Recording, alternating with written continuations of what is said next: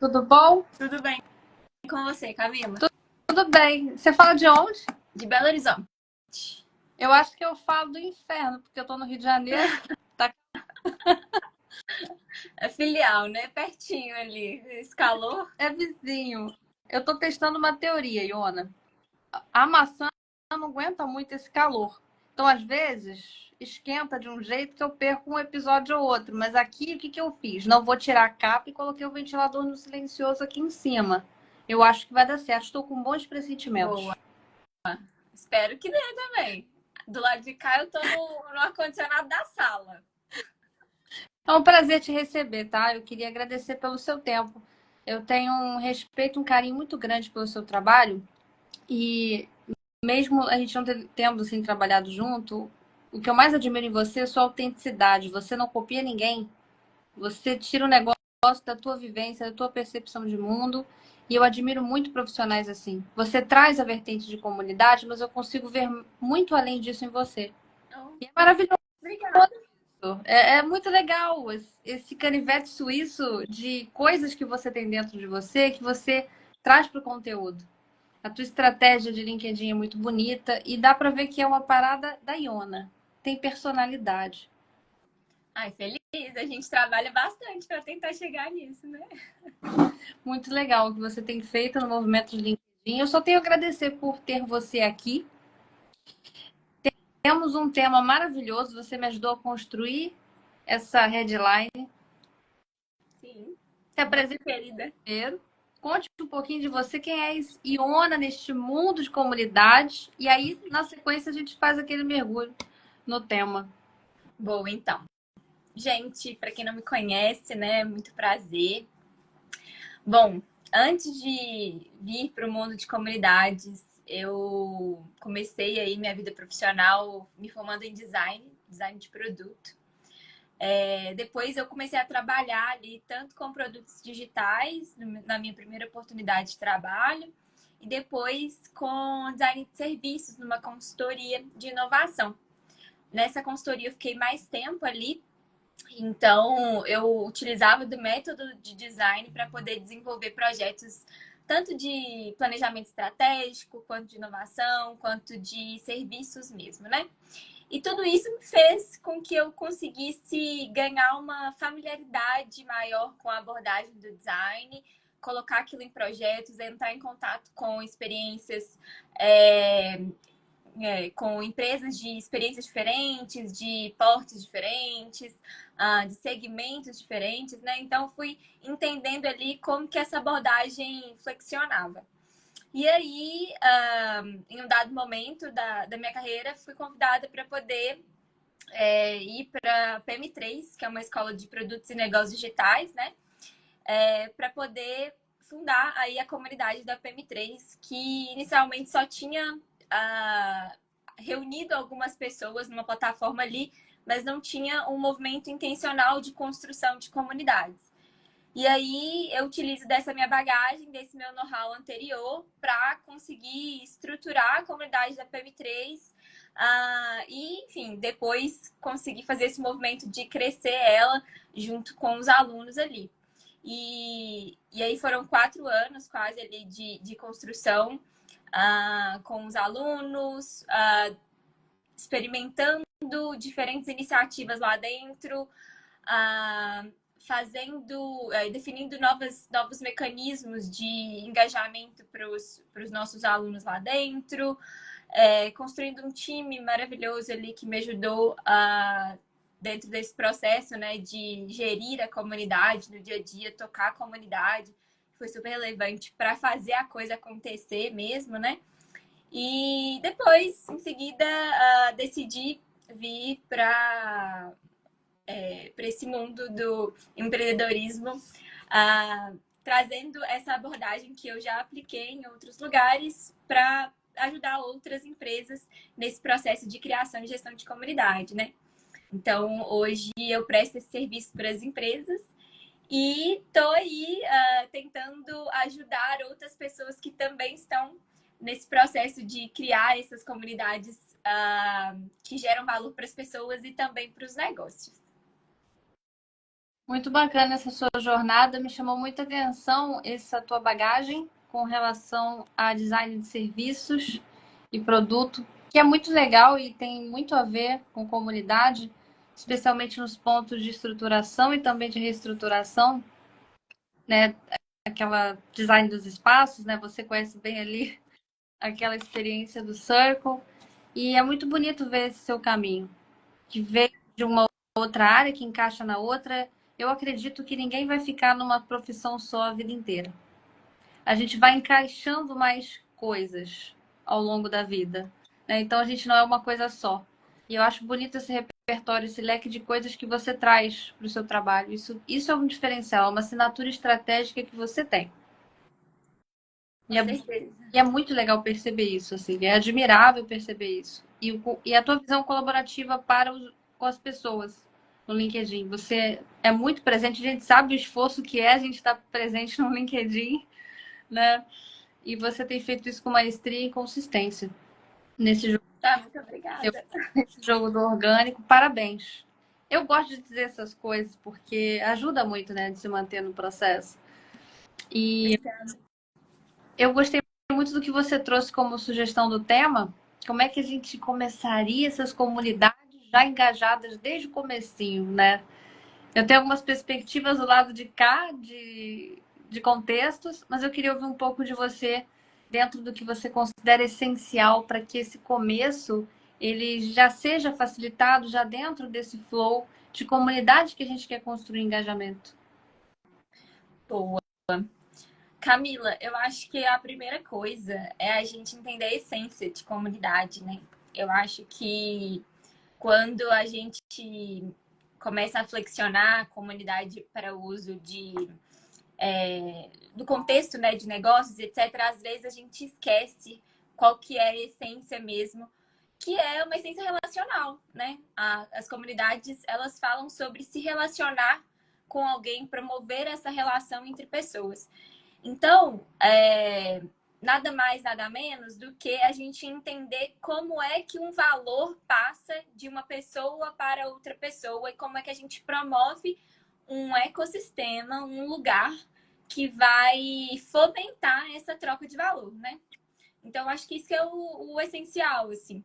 E aí, partindo dessa mentalidade de que toda comunidade é um espaço onde a gente vai promover uma troca de valor, a gente precisa entender quem é que está trocando, com quem que a gente quer trocar e com quem que a gente quer promover aquela troca, né, entre pessoas diferentes ali.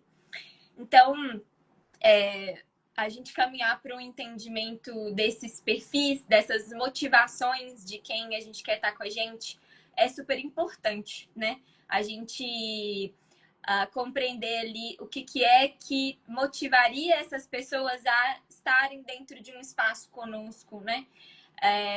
Quando a gente fala que antes de qualquer comunidade existe uma audiência qualificada, a gente está falando que reunimos um grupo de pessoas que a gente já tem a atenção delas. Então, a gente, como marca, né, tá se propondo ali a se relacionar com aquela pessoa num sentido de que eu me relaciono com ela e ela se relaciona comigo. Só que quando a gente fala sobre comunidade, a gente está falando sobre conexões entre clientes diferentes, pessoas do público, né? Então, a gente não está falando mais de uma conexão que ela é bidirecional. A gente está falando de várias conexões multidirecionais nesse caso, né? Então, beleza, esquematizamos toda a nossa audiência ali, conseguimos conquistar a confiança dessa audiência, né? Para que ela confie na gente de fato para aceitar esse convite, mas para desenhar esse espaço de uma forma coerente, a gente entende esse perfil dessas pessoas conosco, né? E aí, acho que um grande diferencial desse processo de entender o outro está de fato em escutar e não só querer analisar o outro a partir de dados frios, né? Então, chamar essas pessoas do público para algumas entrevistas, ouvir, né, fazer um processo de escuta ativa mesmo, para que a gente consiga entender como é que essas pessoas vivem no dia a dia delas, qual que são os desejos delas, os desafios delas, o que elas vivenciam em termos de rotina, para que a gente identifique quais são as oportunidades de gerar valor através de conexões, né? E aí, uma ferramenta, assim, que eu falo que eu costumo utilizar do lado de cá, é ir até um pouco mais profundamente com essas pessoas, assim. Não só entrevistá-las, mas convidar algumas delas para um momento de cocriação dessa comunidade, né? Que aí, quando a gente fala do nosso tema aqui, né, engajamento desde o início, a gente vai falar sobre o momento em que essas pessoas sentem que estão contribuindo para a construção de algo que vai englobar todas elas, né? Então, nesse processo de colaboração ali, que é muito bonito, né? As pessoas, elas dão um pouco de si, ouvem um pouco dos outros e acabam contribuindo de uma forma a criar em cima da ideia do outro ali, né? Do que está sendo proposto para a comunidade. E isso é muito rico. Eu acho que mesmo quando o workshop não sai com uma ideia final de comunidade, sai com muitos insights relevantes para que a gente entenda por onde começar, para que a gente entenda o que de fato esses membros enxergam como valor, quais são essas oportunidades reais de conectar essas pessoas, né? E aí, num trabalho posterior, né, em que a gente pegou esses insights, entendeu tudo que engaja aquelas pessoas, daí a gente vai achar um múltiplo comum entre o que é a demanda do negócio e o que vai fazer com que essas pessoas consigam se engajar, né? Se motivar a estar ali, né? Então, a partir desse denominador comum, a gente cria essa história e essa narrativa que vai envolver o negócio e que vai envolver as pessoas que vão fazer parte dessa comunidade. Acho que está bem aí. Você trouxe a importância da pesquisa como pilar fundamental para a construção dessa comunidade, já iniciada com engajamento, porque você tem dados. Ao mesmo tempo que quantitativos, você, com a pesquisa, com as entrevistas, consegue trazer dados qualitativos. Eu costumo dizer que todo negócio ele já tem uma comunidade. Ele só não estruturou isso como modelo de negócio, com a intencionalidade de ter um espaço para fazer a manutenção do relacionamento e da experiência do cliente, né? Semana passada eu trouxe o João Melo, de CS, e estava falando com ele sobre essa união co-criativa entre áreas também, já falando de um lugar de bastidor, né, para começar engajado. Como é que a gente conecta esse time de pessoas de produto que já funcionam como comunidade? Acho lindo o pessoal de produto como eles já são em termos de se desenvolver na profissão dentro desse conceito. É mais fácil como persona, porque eles já vivem isso, né? E eu acho fantástico esse ponto. Como é que eu trago o CS para a mesa? Como é que eu trago o CX para a mesa se os nossos problemas são exatamente os mesmos, né? Por parte de comunidade, conversando com pessoas de CS, CX, todo mundo sabe e concorda que o engajamento da comunidade pode ajudar todas as áreas a atingirem seus KPIs, seus objetivos. Então a gente consegue de dentro para fora, né? Essa construção de engajamento também. A gente está com um desafio de migração, por exemplo, de plataforma.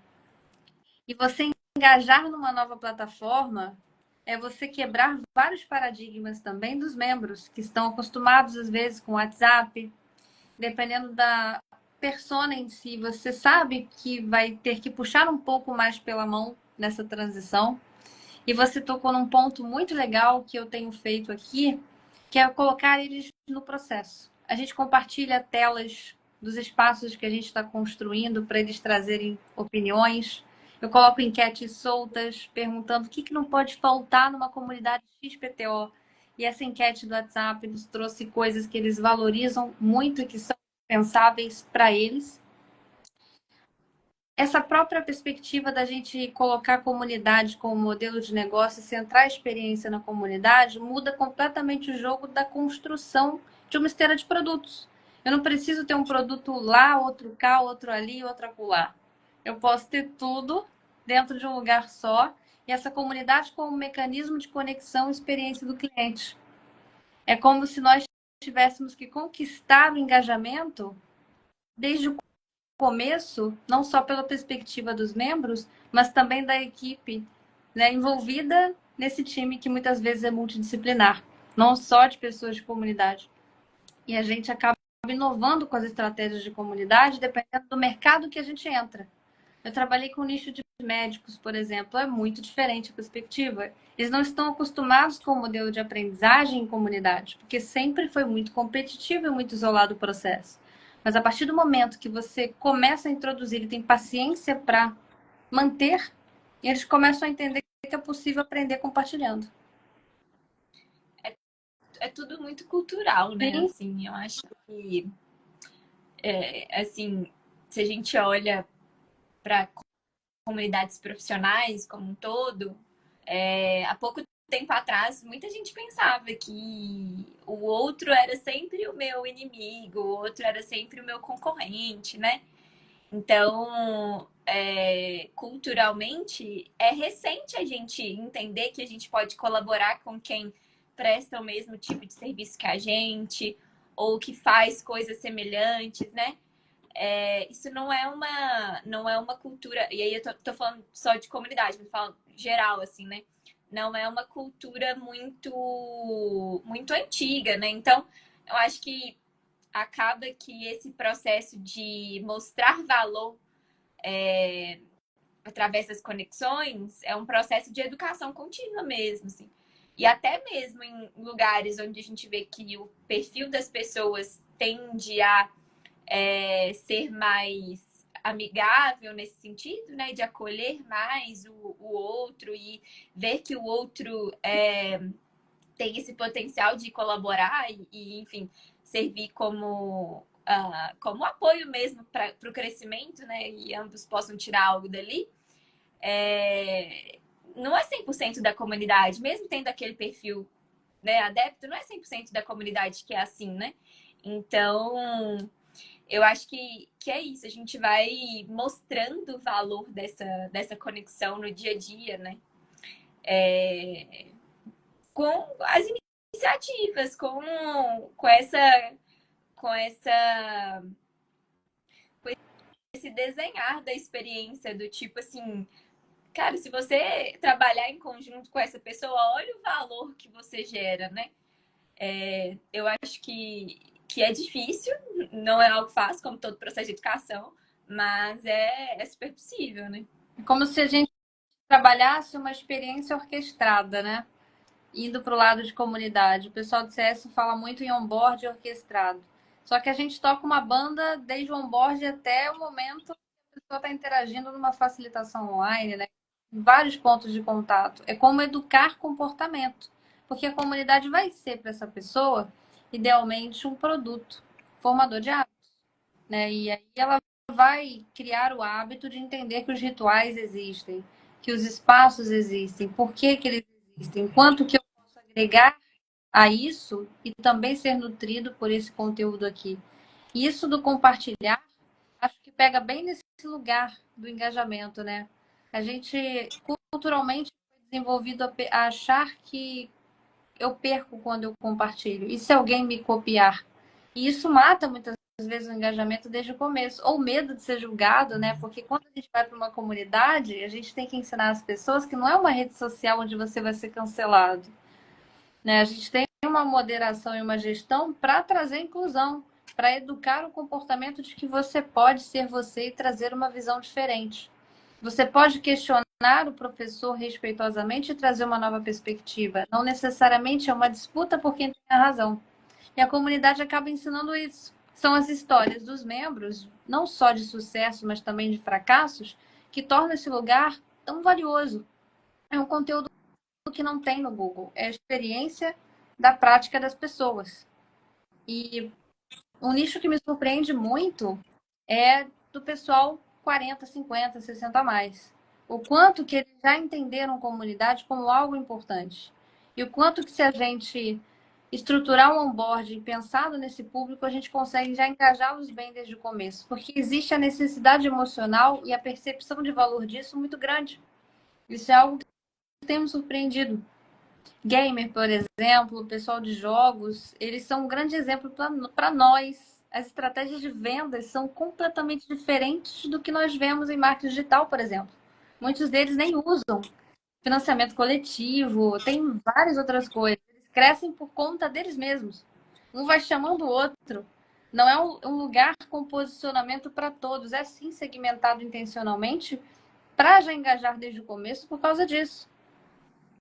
Total. Isso é muito bonito. Eu não preciso criar uma narrativa para convencer o máximo de pessoas a comprar aquela experiência. Isso pode até prejudicar a sua comunidade. É o posicionamento, o nichar na narrativa, que é um ponto que você falou, faz toda a diferença. Porque vai segmentar. Eu não diria excluir, mas vai segmentar pela narrativa. As mulheres, por exemplo, hobby. Hobby é um nicho que conecta muito com a comunidade, assim, das pessoas terem esse prazer de compartilhar. E é muito fiel. Não é porque é um hobby, né, que a pessoa não vai ser fiel. Muito pelo contrário, as pessoas são extremamente comprometidas com o hobby. Às vezes até mais do que carreira, dependendo do hobby. E é fantástico a gente entrar nesses mundos, né? Como tem sido isso para você? Trabalhar a tua técnica de engajamento em diferentes cenários. Eu acho que, assim, algo que sempre me cativou muito, assim, desde que eu trabalhava na consultoria lá na DT, na consultoria de inovação, era isso, assim, a gente ter essas empresas com contextos completamente diferentes, com setores, com clientes diferentes, enfim, isso era muito empolgante para mim e acho que foi uma das razões pelas quais, inclusive, eu quis empreender, assim. Mas existe essa, esse momento para mim que é quase assim viciante, apaixonante da comunidade, da gente estudar esse perfil de quem é, né, que vai ser parte dessa comunidade, desse membro e tal. E aí entender e assim estar aberto para compreender de fato o que é que esse membro precisa é muito satisfatório para mim, assim, sabe? E eu acho que é um exercício que todo mundo precisa fazer. Porque quando a gente começa a utilizar metodologias, né? E aí eu enxergo assim comunidade como uma estratégia que tem algumas metodologias diferentes para que a gente possa criá-las. Mas quando a gente começa a adotar isso em alguma parte do nosso negócio e tal, a gente tende a querer seguir um conjunto de regras que foram colocadas ali, né? Então, quando a gente. Eu fiz o curso, por exemplo, da Isa, da Comu. Na época, acho que foi, se eu não me engano, a primeira turma da Isa. Eu participei. E lá eles contam são várias boas práticas de comunidade e que são, assim, práticas que se eu estivesse em locais que eu conseguiria aplicar aquilo ali, para mim ia ser perfeito. Assim, eu acho que a comunidade ideal estava ali dentro. Mas ao longo do tempo, eu fui entendendo que nem todas as comunidades cabia todas aquelas práticas, aquelas boas práticas. Então, eu tenho esse conhecimento adquirido a partir desse curso, tenho alguns outros conhecimentos adquiridos a partir de outros cursos, e da minha própria vivência, que eu gosto de pensar que eles são como se fosse uma caixinha de ferramentas ali, que eu volto e consulto neles a partir do que eu acho no diagnóstico. Eu não acredito em fórmula pronta de comunidade, assim. Eu acho que cada comunidade é única. Cada comunidade precisa ser desenhada para o seu tipo de público, o seu tipo de negócio, o seu tipo de configuração possível, né? Porque também não adianta nada a gente desenhar uma linda comunidade ideal que a empresa vai lá, na hora que a gente termina o projeto, a empresa não consegue aplicar e não consegue levar aquilo no dia a dia, né? Então, assim, existe esse conjunto de regras, regras não, né? Boas práticas que a gente vai consultar, mas nem todo contexto consegue caber aquilo tudo, sabe? Então, recentemente eu estava trabalhando para projeto de uma comunidade para lideranças assim mais altas mesmo. Assim. Então, eram pessoas que estavam no cargo de direção, head e etc. Então, para aquele público ali, a gente sim tem que considerar pertencimento, a gente tem que considerar o poder das conexões ali, mas a forma deles de se conectar vai ser diferente da forma de conexão de estudantes de produto, por exemplo, que era da comunidade da PM3 que a gente fazia. Então, é isso. Eu acho que é a gente entender a essência do que move as relações humanas e o que movimenta essas trocas, mas entender que a forma como as pessoas trocam e a forma como as pessoas vão se conectar vai ser diferente em cada contexto, né? Precisa ser desenhado a partir daquilo que é a necessidade do membro, as condições do negócio, as condições da operação em si, né?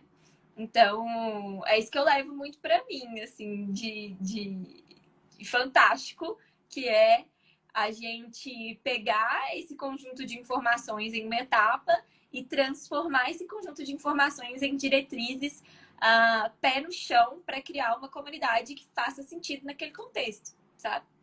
É uma alquimia, né? Eu gostei muito da sua visão de construção, porque quando a gente coloca a gestão na entrega, a gente não consegue ficar preso a frameworks. Então, se você estudar como escola, vai ser de um jeito, de outra vai ser de outra forma, todas elas vão estar interligadas com pontos em comuns, mas às vezes o framework que vai resolver aquele contexto com as variáveis que você tem está lá em produto, está lá em CS, ou está um design de jornada em CX. Então, acaba exigindo da gente entender o idioma. Eu gosto de dizer que é como se fosse uma rádio. Quando você vai conversar com o head, qual que é o perfil desse head? Você vai falar a mesma coisa para várias pessoas, mas não vai dizer isso da mesma maneira. Tem gente que não vai entender determinada forma de explicar. Você vai precisar encontrar uma analogia em comum para que ela entenda aquele conceito. E às vezes você vai ter que repetir. E às vezes vai ter que ter o sangue frio e deixar o cliente errar. E depois falar, eu avisei. E você também se permitir errar e se acolher no processo é muito importante. Eu tenho feito um trabalho de construir junto com o cliente, mão na massa. Eu coloco lá o campo de batalha, a missão do cliente, a minha missão. Eu gosto muito de um sistema onde eu cocrio com ele e trago a ele autonomia e visão, porque quanto mais autonomia ele tem, melhor é a nossa comunicação e alinhamento. Às vezes eu posso saber o que vai funcionar melhor e em 3 dias eu consigo executar, para a gente começar engajando com tudo, com aquela energia. Só que eu preciso entender contexto e variáveis. Às vezes eu vou demorar mais tempo. Uma coisa essencial que dá um trabalho danado da gente fazer e que ajuda muito nesse engajamento, migração de plataforma, esse começo é estruturar o onboarding. Aqueles videozinhos curtos, FAQ, essa documentação faz toda a diferença na transição, porque gera aquela sensação de receptividade, de acolhimento e direcionamento, que gera confiança no longo prazo. E engajamento varia do que é engajamento para o que você construiu. Às vezes, para a estratégia, todo mundo está ao vivo e está engajando muito ao vivo. É um pessoal mais síncrono, por exemplo, e menos assíncrono. Menos você não vai ver posts de montes de curtidas e comentários, dependendo da persona que você tem. É daquela persona no comportamento. Você não vai alterar isso. Entender essa questão, respeitar isso e construir uma estratégia de engajamento desde o começo, levando isso em consideração, é muito importante para o cliente. A grama do vizinho é sempre mais bonita, mas não resolve. A nossa grama é diferente. Você não sabe a chuva lá, você não sabe, né, a terra lá, quanto tempo que está se fazendo cuidado, irrigando as flores, ou não, você está vendo só uma parte do jardim, não ele todo. É muito mais seguro a gente construir a partir do nosso ecossistema do que, por exemplo, eu vou comprar uma comunidade e tal porque eu acho na minha cabeça que ela é bem sucedida. Você não está nas métricas e no dia a dia para saber. E o teu negócio é diferente. Toda comunidade é única. Eu acho, Iora, que é como se fosse uma digital. Cada comunidade é única. Você pode ter o mesmo nicho. Vai ser diferente. As coisinhas são comuns se você escolher um nicho específico, porque algumas variáveis ficam ali. Mas nunca é igual. Já pegou uma coisa que é igualzinho, que não é. É o que você falou do contexto.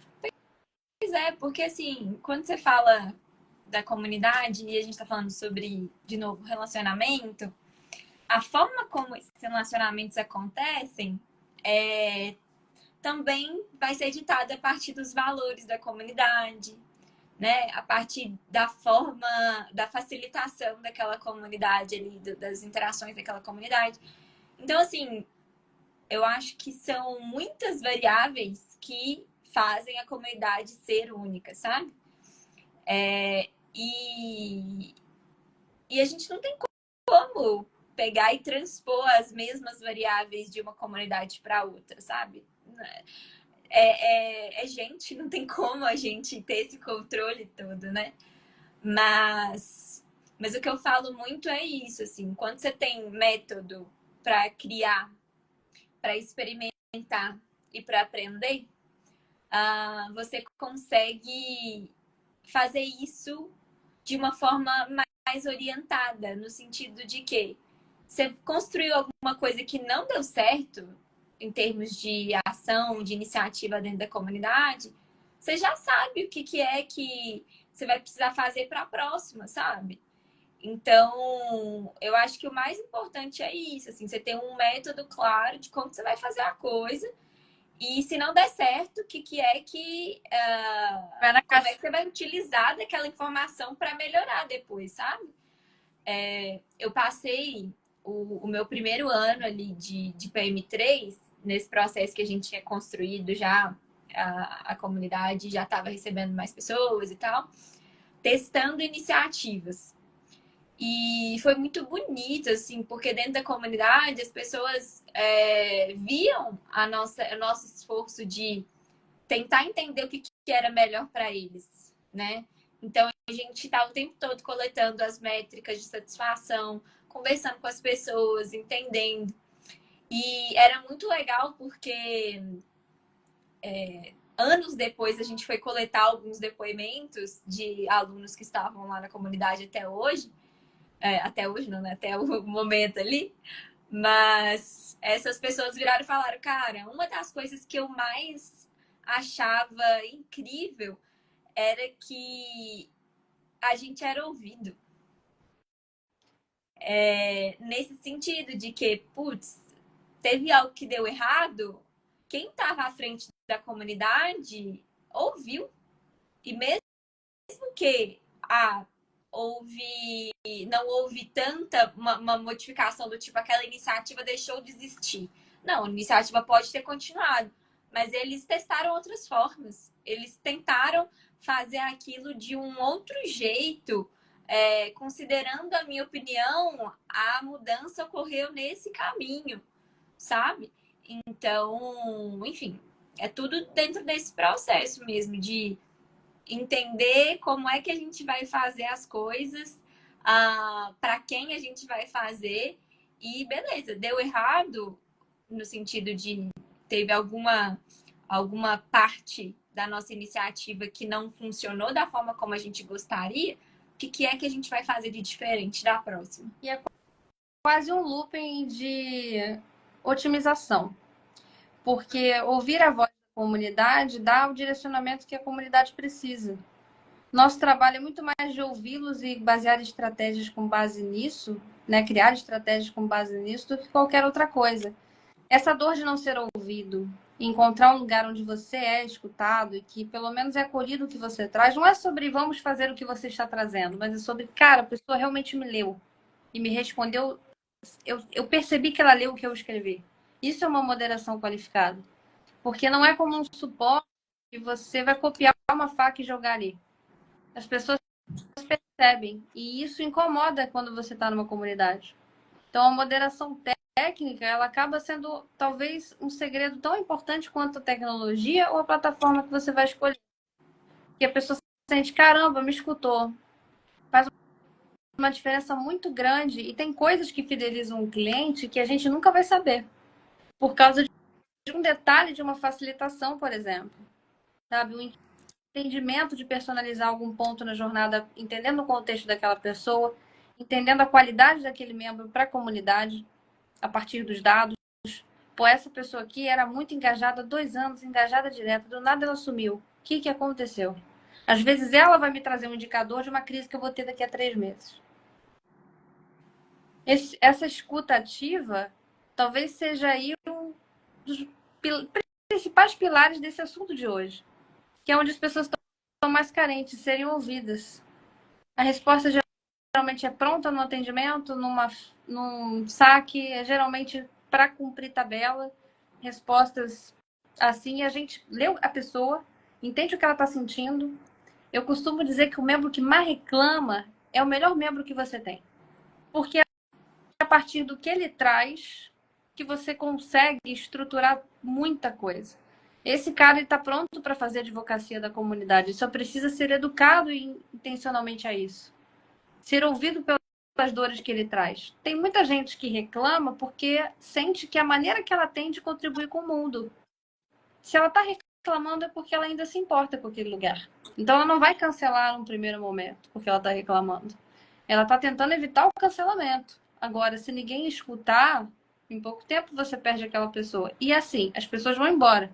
Não é, ninguém é eterno dentro de comunidade nenhuma, mas isso não impede que ela indique. Isso não impede que ela traga essas histórias. Não acaba, fica um legado quando a pessoa sai. Ninguém apaga isso assim, sabe? E o ativo mais importante da comunidade são os membros. É o que ninguém copia e faz plágio de curso. Não faz em comunidade, você não copia o conteúdo criado pelas pessoas ali dentro. Esse é o maior ativo que se constrói. E fazer as pessoas. Eu acho que o nosso trabalho, Iona, não sei se você sente isso do lado daí, mas puxa para uma liderança muito expositória até. Porque a gente precisa empoderar os membros e treiná-los a liderarem a comunidade também. Então, a gente está criando outras pessoas para escalarem essa experiência junto com a gente. Porque uma coisa é a gente fazendo. Quando são os membros fazendo também, a gente constrói um senso de pertencimento, um senso de unidade. Talvez seja uma das métricas mais difíceis, porque envolve não só números, mas coisas mais qualitativas, sabe? De realmente essas coletas que a gente faz, os prints, tem coisas muito artesanais no nosso trabalho também, que as métricas não vão mostrar exatamente. Que a gente nutre CRM, né? Que a gente abastece às vezes numa pasta, cada um vai fazer do jeito que conseguir, mas é importante pegar tudo isso, do bom e do ruim, e trazer para como a gente pode ser melhor amanhã. Porque a comunidade já não é sobre uma pessoa, mas é sobre um movimento, sobre uma narrativa que vai trazendo mais pessoas, inspiradas até por um líder, mas assim, trazendo mais pessoas para o próprio protagonismo delas. Acho que o grande poder, e acho que o que traz mais satisfação para a gente é isso. Às vezes eu sinto que tem a sintonia de equipe interna, com stakeholder, e tem uma outra rádio chamada Membros, que essa aí acho que é mais gostosinha, porque é mais alinhadinha de sintonia que a gente tem direto. A gente precisa alinhar objetivos de negócio com necessidade dos membros. Se essa conversa não acontecer aqui, a gente não consegue gerar engajamento, conexão, venda, nem qualquer objetivo que tenhamos. Né? A gente acaba ficando nessa ponte aqui, né? Muito diplomáticos, né? No processo. E desenvolver isso com maestria vem com o tempo. É o que você falou, não tem uma receita de bolo para relacionamento. Cada pessoa tem um botão que vai gerar um estímulo diferente ali. Qual foi o seu maior desafio que você sentiu no início de engajamento de uma comunidade e como é que você lida com isso? O maior desafio? O modo improviso, liguei e foi. Acontece, faz parte. Olha, eu acho que o maior desafio era trabalhar a minha frustração quando uma iniciativa não dava certo. Então, e aí, porque acho que a frustração era mais minha mesmo do que dos próprios membros, assim. Porque quando você tá nesse momento inicial e você alinha que você tava nesse momento inicial, né? Que você tá nesse momento de experimentar, de testar, de construir junto, eu acho que as pessoas ficam mais tranquilas, assim, de, putz, vou ajudar nesse processo, vou colaborar, vou lá para ver o que vai acontecer e tudo mais. Só que aí é isso, assim, às vezes a gente desenvolve iniciativas dentro da comunidade que você espera que as pessoas agem de determinada forma, mas elas não agem, né?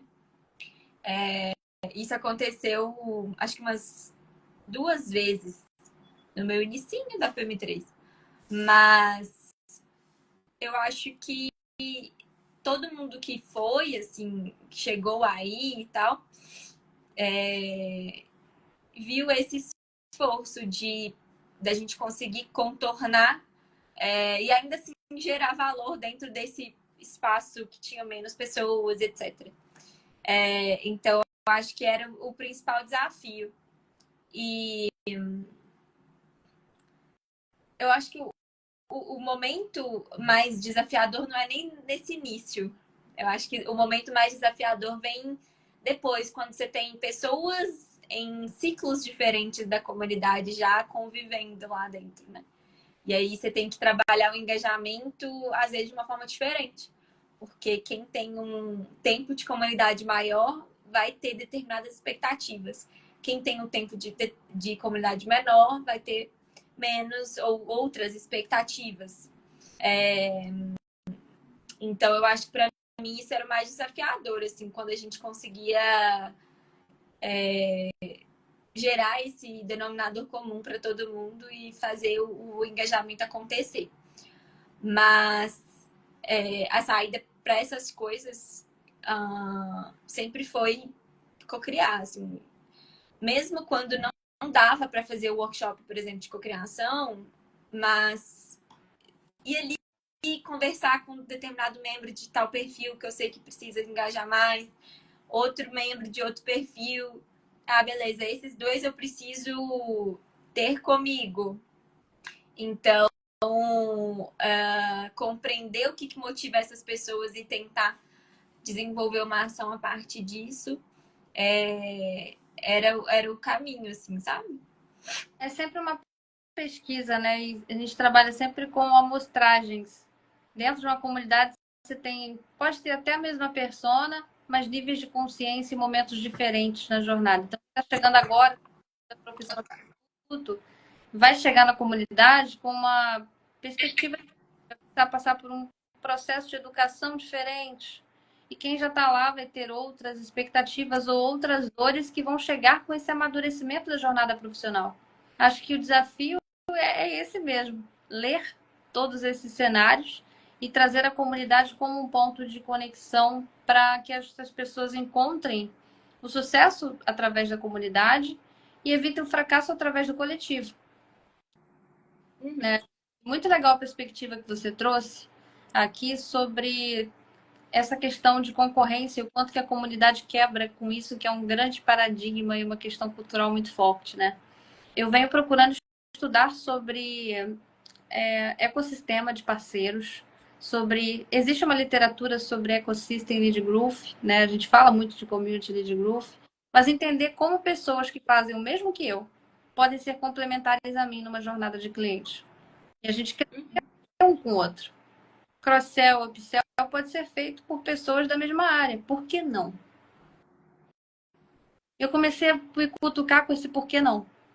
E trazer isso para as comunidades também, né? Ah, mas se eu compartilhar tal estratégia, vão copiar. Vão, mas você tem que saber que você está compartilhando para que mais pessoas executem. Sim. E é com isso que você valida também várias coisas. Quando eu aprendo uma coisa nova, eu subo para o YouTube, Iona. Eu implementei uma estruturação, fiz uma manutenção, desenvolvi um apertar de botões que vai ajudar o meu cliente. Vem para o Café com Comum, vai para o YouTube, sim, porque é assim que a gente cresce. Daqui a um tempo, as coisas mudam, as ferramentas mudam e a gente vai ter que estar sempre acrescentando mais coisas para continuar no jogo. Então, esse não medo de compartilhar é difícil de construir, porque é uma desconstrução cultural, e eu me coloco nesse movimento também, que eu tive que fazer. E é assim que a gente cresce. Não dá para crescer sozinho. Até o prato chegar na mesa para a gente comer, alguém foi lá colher o feijão, botou o feijão lá no saco, entendeu? Levou lá para o mercado até chegar. A gente não co-criou sozinho da nossa mente. Boa parte das coisas que a gente tem passaram por pessoas que a gente nunca vai conhecer. A gente está em comunidade o tempo todo, só que parece que não estamos tão presentes a isso. A gente tá porque a gente estuda isso, mas não é tão óbvio quanto parece. Com Tanto a gente certeza. sabe o que é, a gente tem que explicar o conceito. Eu costumo falar que quando a maré sobe, ela sobe para todo mundo, né? Então, fazer, desculpa, trabalhar para que essa maré suba no sentido de educação, né? Fazer com que as pessoas entendam o que, que é e, e como pode ser benéfico, tanto benéfico pelo lado social, que contribui para uma saúde mental, uma qualidade de vida das pessoas que participam de comunidade, quanto benéfico para as empresas que apostam nessa estratégia como uma estratégia de um crescimento médio e longo prazo sustentável, né? Próximo de quem de fato quer construir marca junto com aquela empresa ali, quer contribuir para que aquela empresa prospere mesmo, né? Principalmente quando a empresa está vinculada a alguma causa ali, né? E para a gente que trabalha com comunidade também, né? Então todo mundo sai ganhando nesse processo. Eu acho que essa nossa disposição de trocar, de aprender e de compartilhar mesmo, né? Faz com que o impacto seja para todos, assim. O nosso ponto de partida muda, né? Então, se eu não sei, vou trabalhar agora, vou pegar um projeto agora com uma determinada tecnologia que você já utilizou, de uma determinada técnica que você já utilizou, por que não tentar ver com você se você pode compartilhar isso comigo? E se compartilhar, ótimo. Com quem eu posso compartilhar depois? E a gente fazer isso acontecer. Esse conhecimento chegar para mais pessoas, né? Eu acho que os nossos diferenciais, eles precisam estar muito mais vinculados ao como a gente faz as coisas do que de fato ao que, né? Então, o como está mais ligado à nossa autenticidade, está mais ligado com a nossa voz, com o que a gente traz da nossa bagagem, né? E eu acho que isso não pode ser copiado. Isso é muito difícil, assim, ter uma outra pessoa que passou pelas mesmas experiências que você, que conseguiu acumular aqueles conhecimentos que você entrou em contato ao longo da sua vida, né? Então, eu acho que é muito sobre isso, assim, não dá para poder copiar. Então, se todo mundo vai construir, que a gente tenha um rico repositório de referências no mercado para que a gente consiga trocar, né, para crescer junto. Essa cadeira de aprendiz com as experiências é que vai nos tornando únicos no trabalho, né? E eu posso compartilhar o que eu vivo. Eu estou acostumada com a tela do Circle o dia inteiro. Eu sei coisas que alguém que nunca viu o Circle precisa saber para começar. O que eu perco introduzindo a pessoa na jornada? No momento dela, se ressoar, ela vem para mim. mas é uma escolha dela. Eu privar de dar esse conteúdo ou não vai mudar o cenário, entendeu? De venda. Não muda o cenário. Eu estou criando mais oportunidades quando eu compartilho.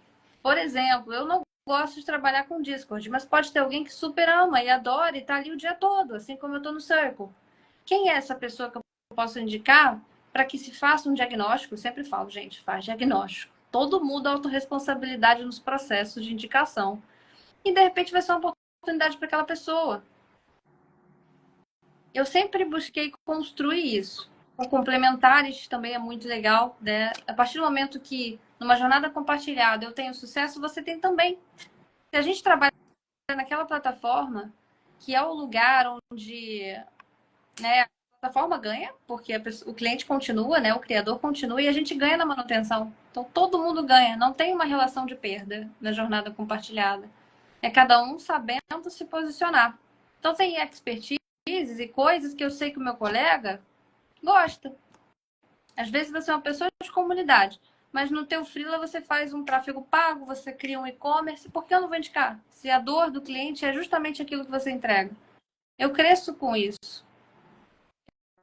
Pois é. E eu tenho construído essa perspectiva. A estratégia tem sido assim, de um ano para cá. Esse café eu trouxe pessoas da área de comunidade, essa temporada em si trouxe pessoas da área, porque eu queria começar a botar esse movimento para rodar. A gente não cresce sozinho. Ou se cresce em algum momento, vai tombar e vai burnoutar, e aí como é que faz? Não é inteligente a gente crescer dessa forma, é compartilhando. Eu sempre pergunto, o que você gosta de fazer?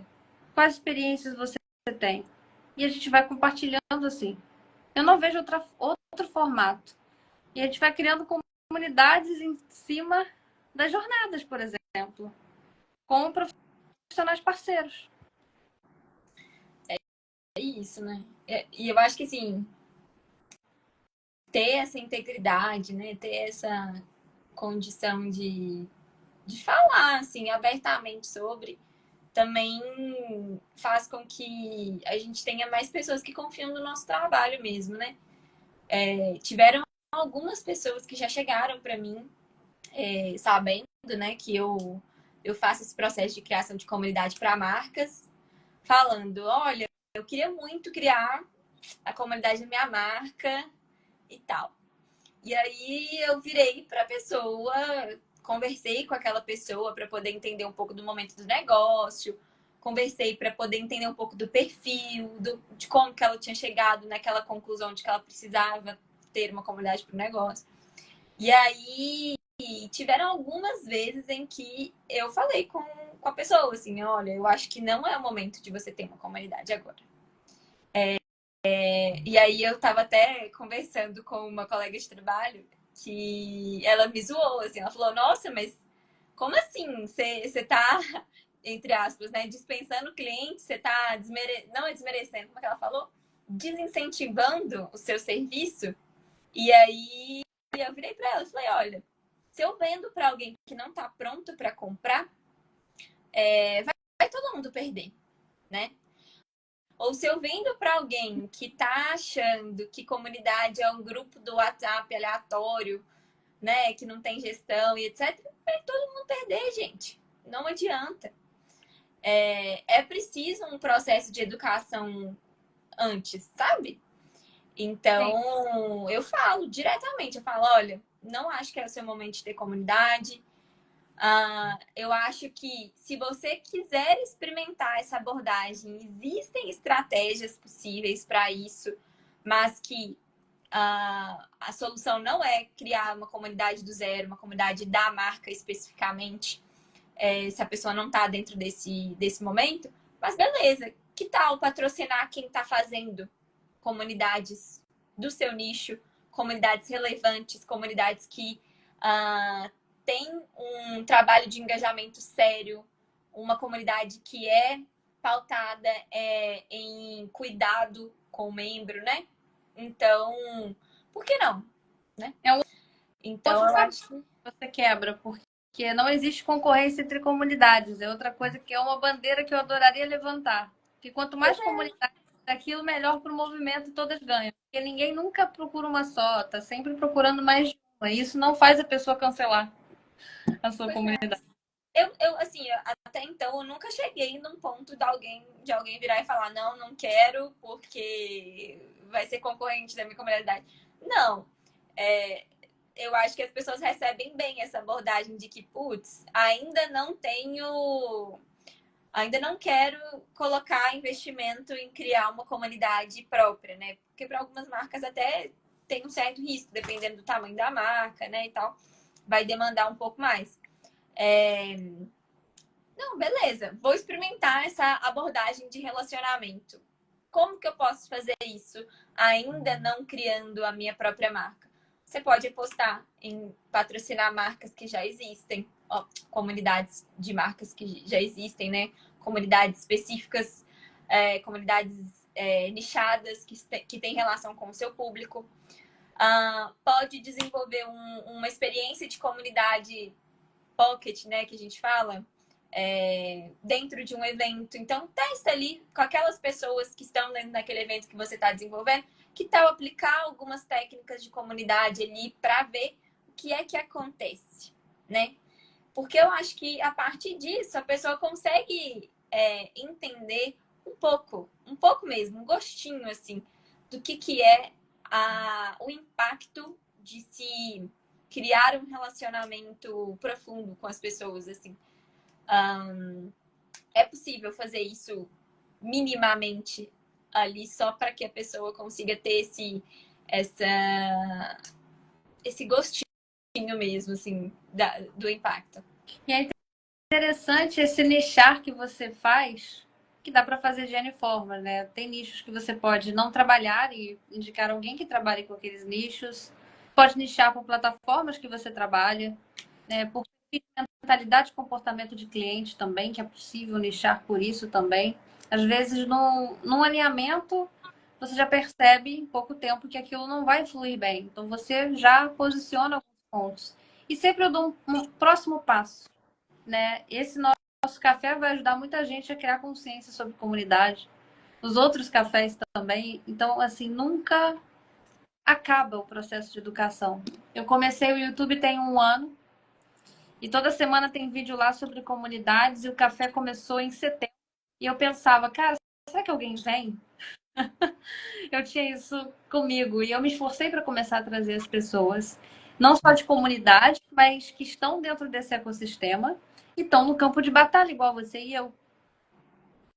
E sim, de um jeito intimista, nesse formato, quero que ele abranja ali outros formatos, mas eu sou muito grata por esses movimentos. Se eu não estivesse produzindo conteúdo e educando o mercado, como eu teria clientes?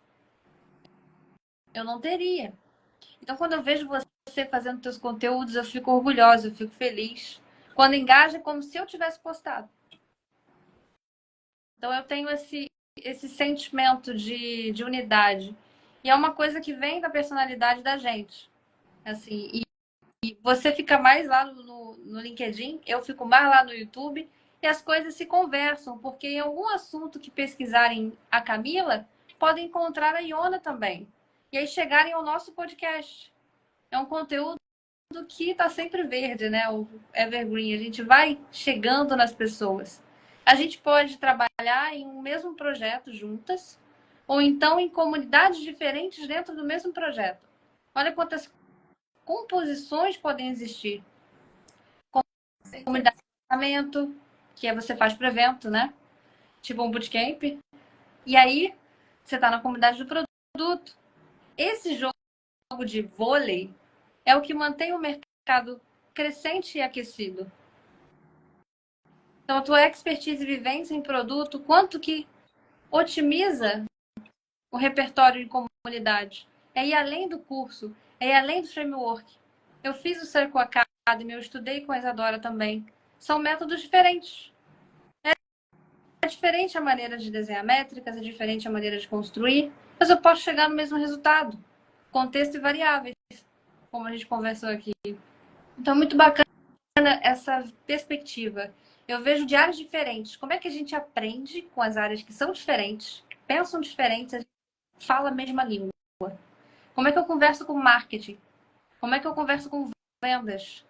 Como é que eu converso com CS, suporte, para que a gente jogue o mesmo jogo. Porque se um vence, todos ganham. Se a comunidade vence, o suporte vence. Se a comunidade vence, vendas, CSCX vence. Então não é cada área tentando cumprir o seu sprint, não é cada área tentando chegar no seu KPI. É a gente entender que a comunidade chegando, todos chegam. Né? E aí um conceito de engajamento para além do que as pessoas veem fora, né? Daquilo que a gente trabalha dentro, antes mesmo do que a gente vai implementar na estratégia, na ponta da linha, que é o que os membros vão ver. Talvez seja um cenário utópico, mas eu sonho em viver e construir cenários assim. Eu acho que é super possível. Na verdade, dentro daquela perspectiva de que tudo é troca, né? Então, acho que as comunidades, quando as pessoas veem o que a comunidade dá de retorno, elas começam a fomentar a comunidade também, né? Então, eu vi isso acontecer na minha antiga empresa, assim. As áreas tinham a percepção do valor da comunidade, de como a comunidade impactava o negócio. Então, não era impossível ficar fazendo esse trabalho de, pelo amor de Deus, gente, vamos mobilizar, vamos lá na comunidade, vamos contribuir. Não, assim, a galera, de certa forma, ajudava, sabe? É óbvio que não ia estar tão presente igual o time de comunidade sempre esteve. Mas todo mundo conseguia ver qual era o impacto daquilo ali, sabe? É a mesma partida, né? Para que ela ganhe tração e gere resultado, né? A gente tem que botar, né, a bola no gol, todo mundo tem que acertar o gol. Então tem as posições, a gente tem que levar a bola até lá. É a analogia do futebol, né? Pois é, Cada um no espaço faz o jogo acontecer e a gente marca o ponto. pois é. Só que aí eu acho que é aí que a gente tem que tomar muito cuidado, assim, de não desenvolver comunidades que são desconectadas do negócio. Sim. Porque senão fica essa relação entre a comunidade e o negócio, né? Fica um pouco desconexa ou desengajante para quem está no negócio, sabe? No sentido de que seja a estratégia do negócio. E aí ela vai estar em tudo. isso, exato. Aí Mas se a gente botar a nível apenas de plataforma, talvez a gente perca a atração de trazer essas pontas de negócio e objetivo de membros. exato. O grande lance é entender, beleza, o que é que essa ação em comunidade impacta o negócio? O que é que essa ação em comunidade gera de retorno para o membro, né? Então, ter clareza nesse desenho faz muita diferença, assim. Porque eu já vi comunidades serem descontinuadas, comunidades de empresas serem descontinuadas, simplesmente porque ela gerava muito valor para o membro, mas existia uma desconexão com o negócio, né? Então, é necessário manter esse diálogo aberto entre todos os lados, assim, porque senão. É uma balança, né? Exato. Exatamente. Isso é muito legal e até implica na parte do engajamento, da precificação que se vai trazer. Quanto que eu perco, quanto que eu ganho, esse encontro entre objetivo de negócio e valor dos membros. É muito legal fazer um lançamento, entregar brinde, mas quantos eu vou entregar, qual que é o custo, cobre, o CAC, pensar nos números. E nas pessoas também. É uma coisa que eu estava falando com o João sobre dados, né? A gente falou de LTV, Journey e essas coisas todas em inglês, que você fala tudo em inglês. A gente estava quase falando outro idioma. Foi uma delícia a conversa. E ele falou sobre pessoas. Eu falei, que legal, a gente trouxe um assunto de dados e você me surpreende com pessoas. E é muito bom, né? Quando a gente consegue unir o melhor dos dois mundos. É o ideal, né? E eu acho que um existe por causa do outro, inclusive.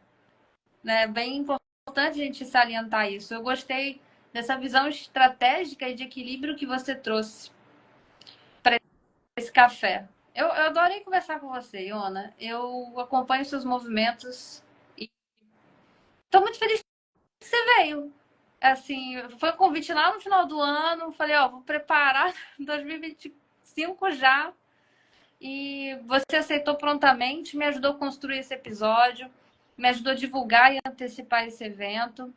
Sou muito grata de te receber aqui. Algum conselho de campo de batalha que você gostaria de trazer para esse episódio, eternizar esse momento? Algum conselho, uma frase de efeito, um mantra de Iona? Nossa, um mantra de Iona. Uma coisa que você traz como valor inegociável e que você gostaria de compartilhar com outras pessoas nesse assunto de comunidade? Um conselho da tua vivência, que é indispensável. Eu acho que o principal conselho é você se adaptar, assim, ter condição de se adaptar. Porque a gente vai fazer planos lindos e vai querer que as coisas saiam da forma como a gente gostaria, como a gente planejou, mas comunidade é um organismo vivo e a beleza está aí em ser esse organismo vivo e a gente conseguir se adaptar. Eu acho que gera aprendizado para quem está gerindo a comunidade e faz com que a gente desenvolva iniciativas que de fato se conectam com as pessoas, né?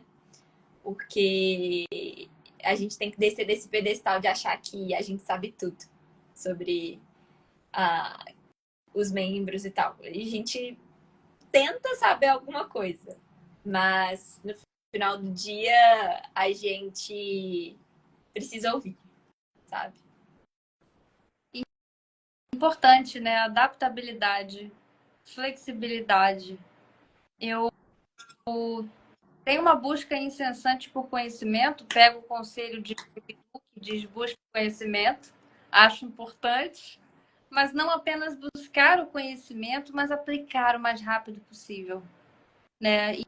E isso em qualquer área. Eu acho que comunidade é muito importante. A gente viver isso o dia a dia da coisa, a rotina da coisa, as coisas que nos surpreendem e também as coisas que se repetem, né? Porque é uma rotina na manutenção. Tem muita coisa que é mais do mesmo no processo. E a gente curtir cada detalhe. E até quando dá errado alguma coisa, a gente vê o que eu posso aprender com isso. Tem um presente aqui que eu não estou vendo. Como é que eu abro esse presente desse inesperado e crio, nesse contexto e variável, um resultado diferente. Não é uma ciência exata, né? Nem sempre 2 mais 2 vai dar 4. Às vezes vai dar 5. Porque o vento estava na oposição contrária. E aí a gente vai entendendo esse pequeno detalhe que fez aquilo ser diferente. É encantador também. Ao mesmo tempo que tem a repetição das coisas, tem a novidade no meio do caminho. Tem, dependendo da comunidade, um líder de movimento que você precisa treinar a performance, que você precisa educar, trazer consciência durante a entrega. Ele não vem pronto. Nenhum lugar vem pronto. Nenhum é pronto. Equipe também não vem. Nem a gente vem. A gente vai se aprontando também com o processo. A gente precisa entender onde a gente está chegando para, com base nisso, projetar o que a gente pode fazer ali. Essa adaptação, acho que foi um grande conselho, viu? Tem muita sabedoria aí. Foi um enorme prazer, assim. Amanhã eu devo subir no YouTube. Vou te mandar a data que eu subo no Spotify também, que eu coloco lá. Tá bom. Beleza.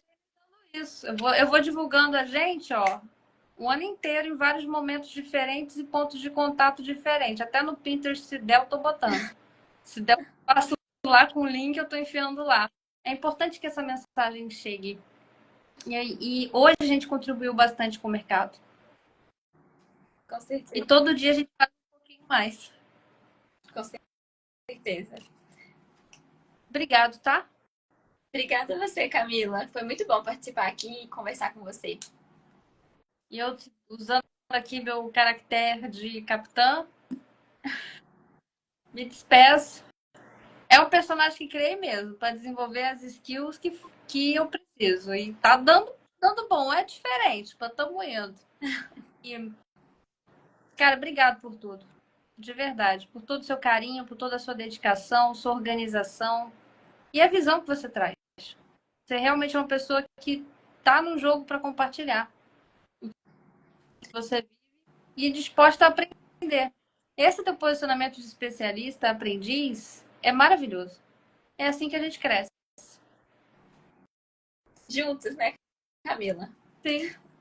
Estamos juntos e misturados, como dizemos aqui. Obrigado, tá? Vou encerrar aqui e a gente se vê, quem sabe um dia presencialmente. Não sei, a vida pode nos trazer momentos. Com Um abraço. certeza. Abraço. Tchau, tchau. Tchau. Obrigado, Iona. Estou muito feliz de ter te recebido aqui neste café, que em breve estará disponível em YouTube, em Spotify, e que foi maravilhoso ao vivo. Quem esteve, esteve. Quem não esteve, poderá estar na gravação. E é isso, gente. Vou salvar o episódio. Sempre vejo aqui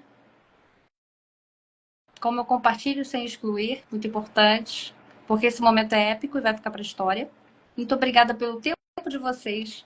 Iona também, muito obrigada pelo seu tempo.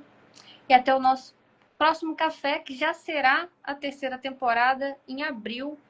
Vamos ver quem vem para esse café estratégico. Eu encerrei com chave de ouro aqui com a Iona. Estou muito feliz que ela veio. Muito obrigada e até o próximo café.